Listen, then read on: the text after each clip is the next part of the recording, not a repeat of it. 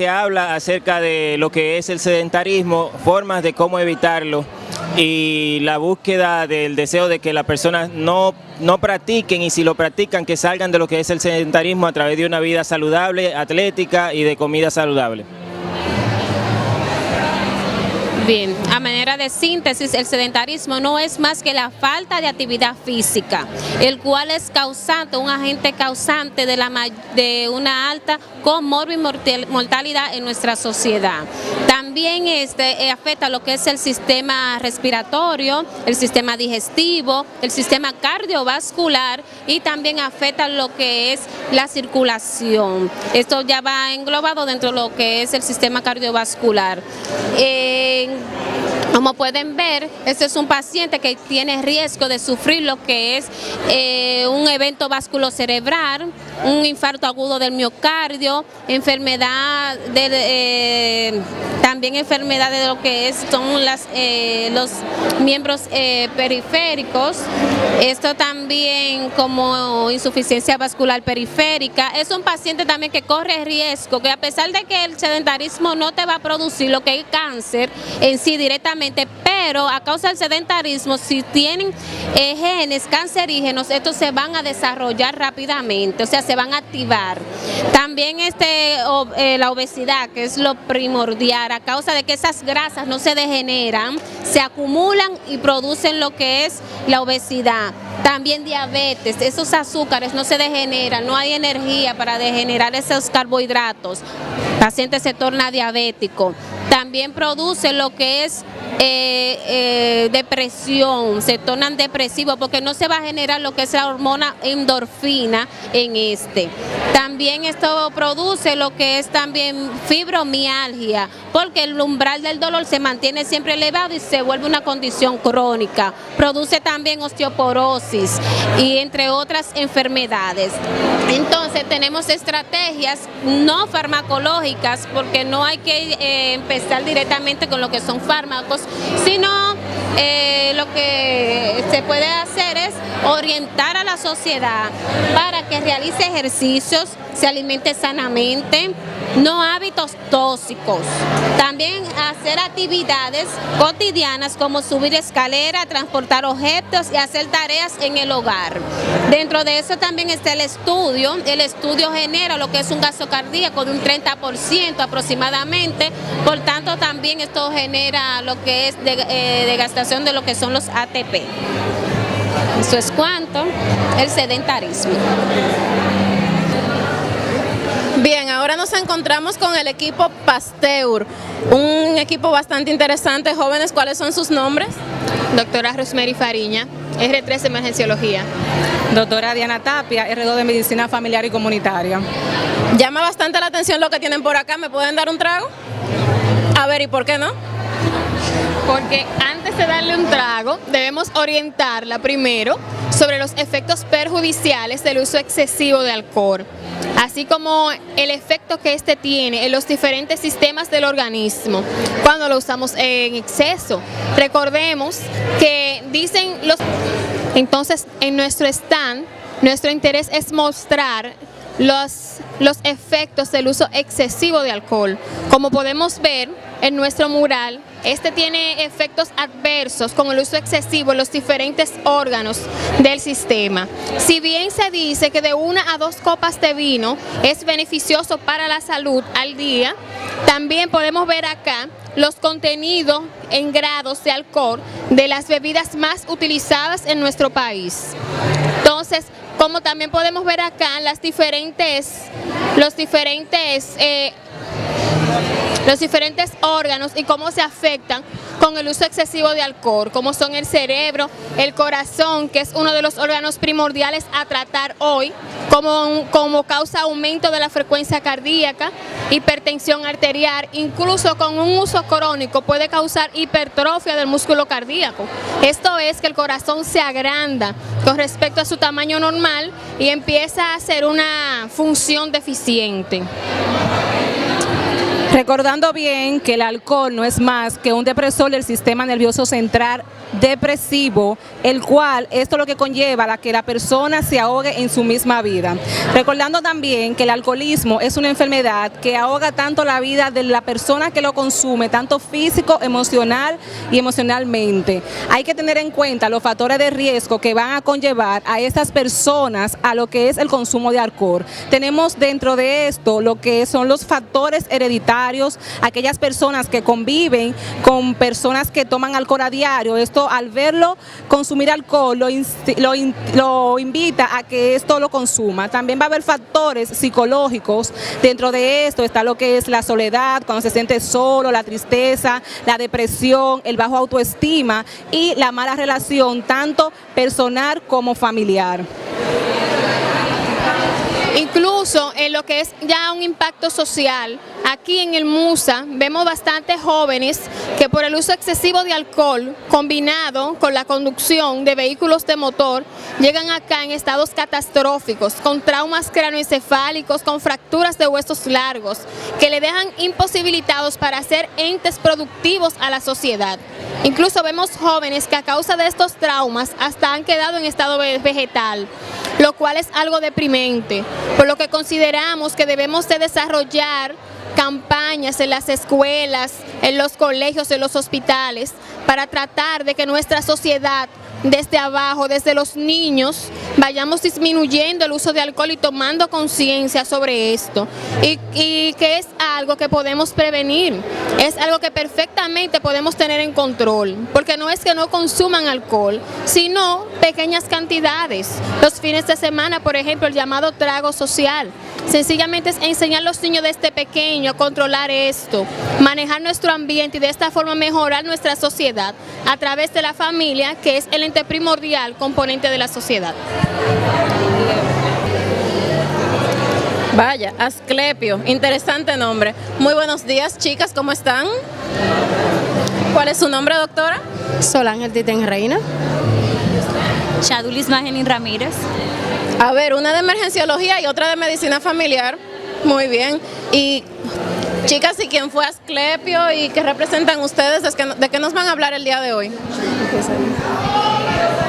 Asclepio representa al dios de la medicina y de la curación, considerado en la antigua Grecia. Nosotros vamos a representar lo que es el riesgo cardiovascular relacionado con los niveles tensionales, que es la hipertensión arterial. Y definimos la hipertensión como la elevación sostenida de los niveles tensionales, ya sean sistólico o diastólico o ambos a la vez.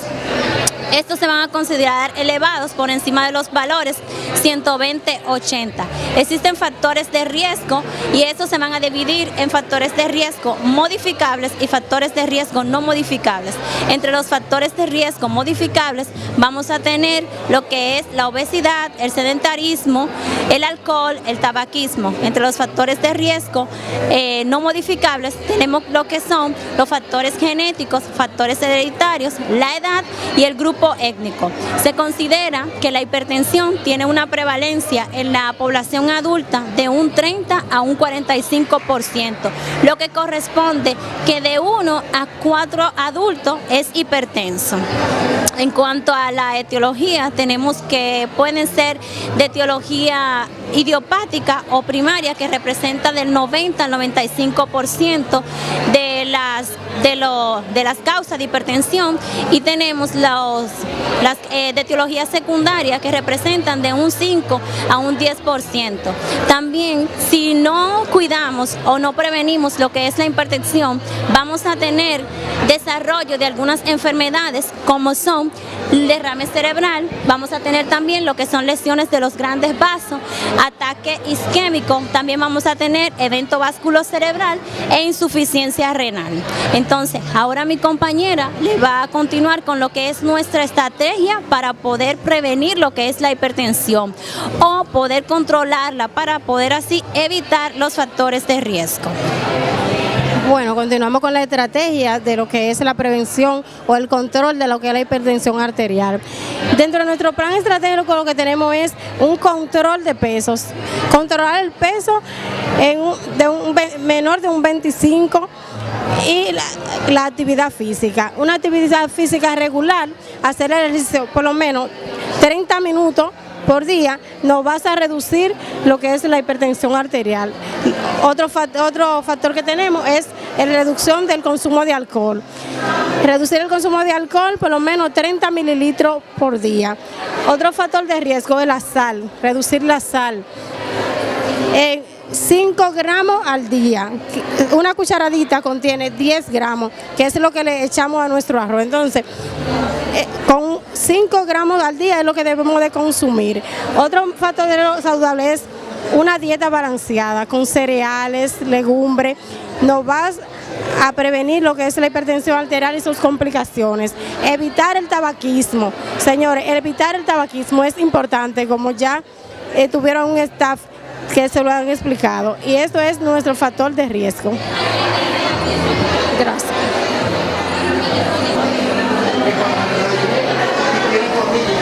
Excelente, excelente. Mira, si la clave en la feria es lograr sacar de los residentes de abajo, lo más importante, ellos se han preparado y requieren de individuos que vayan hasta el fondo, buscando las causas para conocer los efectos. Y una de mis características es llevarlo hasta la pared, pero es que lograr de ellos que saquen lo mejor de ellos. Mira como ella me dice Castillo, y yo le digo, tú tienes familia en Palma del Gallo, y Palma del Gallo es un factor de referencia de personas que nunca tienen trastorno hipertensivo del embarazo.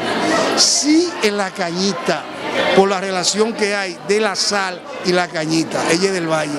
Entonces la experiencia ha sido tremenda y ellos no me conocen, pero los que están aquí saben que a mí me gusta hacer muchas preguntas. Creo que esto hay que hacerlo constantemente porque favorece el desarrollo de ellos.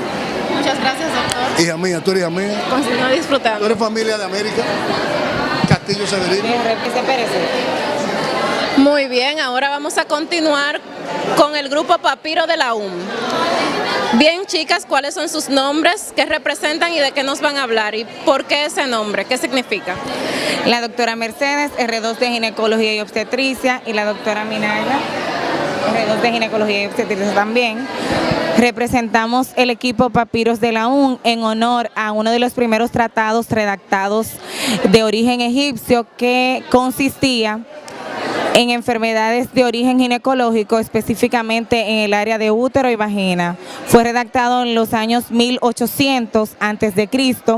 y también, aparte de las afecciones de útero y vagina, trataba de métodos anticonceptivos en donde los egipcios utilizaban las heces fecales de cocodrilo para evitar los embarazos. El factor de riesgo que nos corresponde hablar el día de hoy es acerca de los trastornos hipertensivos del embarazo como factor de riesgo para enfermedades cardiovasculares. Mencionar que los trastornos hipertensivos del embarazo no son más que entidades que complican el embarazo, el parto o el puerperio, y que estas tienen como signo común el aumento de los niveles tensionales. Se considera aumento de los niveles tensionales cuando la presión arterial sistólica es por encima de 140 o igual, y la presión diastólica igual o por encima a los 90 miligramos de mercurio. Es importante saber que nosotros podemos darnos cuenta que pacientes están en riesgo de presentar un trastorno hipertensivo del embarazo, y aquí entran las pacientes nulíparas, es decir, las que nunca han tenido un embarazo ni un parto.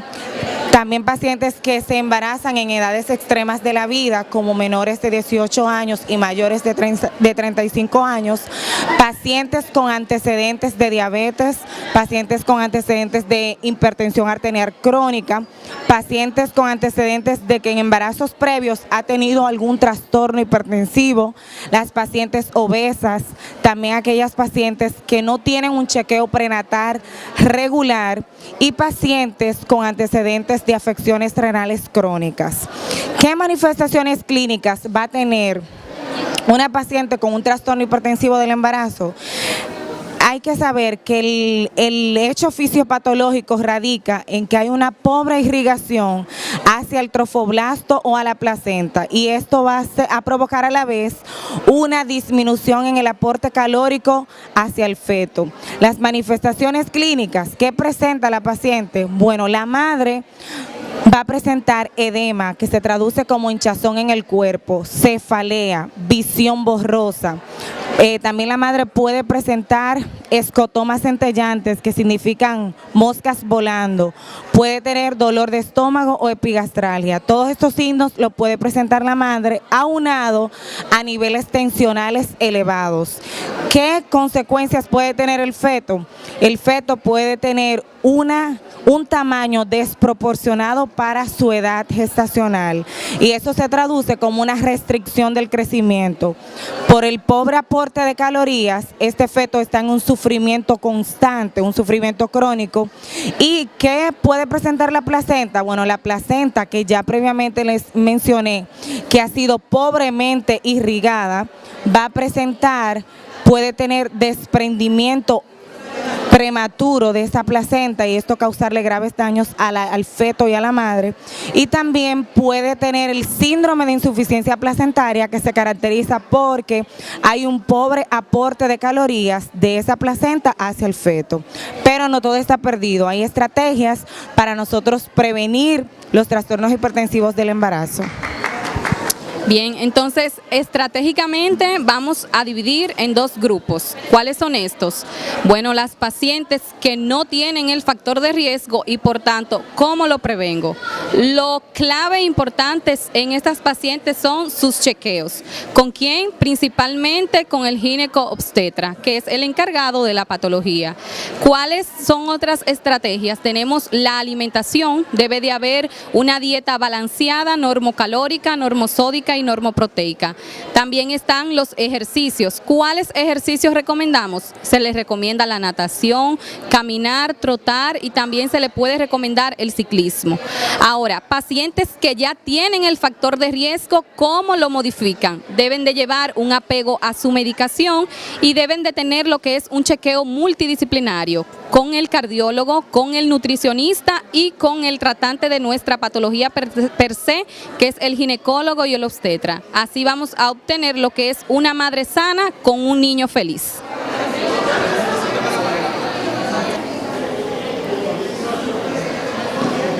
Bien, hola nuevamente, nos encontramos con el equipo Hammurabi, que aparentemente han estado realizando pruebas de glicemia a la población para conocer los niveles de azúcar en sangre. Y chicas, ¿quiénes son ustedes y de qué nos van a hablar? Bueno, nosotros estamos, el staff de nosotros, mi nombre es Katiria Robles, R2 de Medicina Familiar y Comunitaria. Mi nombre es Carolina Aquino, R2 de Medicina Familiar y Comunitaria. Nosotros somos el grupo Hammurabi. Y le vamos a estar hablando de lo que es la diabetes mellitus. Debemos de saber, en primer lugar, qué es la diabetes mellitus. La diabetes mellitus es un trastorno metabólico que se caracteriza por la hiperglicemia. Esta se asocia a al mal metabolismo de lo que son los hidratos de carbono, las proteínas y las grasas. Debemos de saber que esta se divide en tres etapas, lo que son la diabetes mellitus tipo 1 o la insulinodependiente o la diabetes juvenil, la diabetes tipo 2 y la diabetes gestacional. También tenemos que tener en cuenta en lo que son nuestros factores de riesgo para lo que es la diabetes. Está lo que es la obesidad, el sedentarismo, y también esta se da por genética. Bueno, también tenemos que saber entre las complicaciones que puede padecer un paciente que tenga diabetes mellitus. Entre las complicaciones que presenta un paciente con diabetes está el pie diabético, como tenemos aquí. El pie diabético, el paciente tiene que, para no presentar ese tipo de patología, tiene que cuidar sus pies, evaluárselo lo más frecuente 2 veces a la semana, no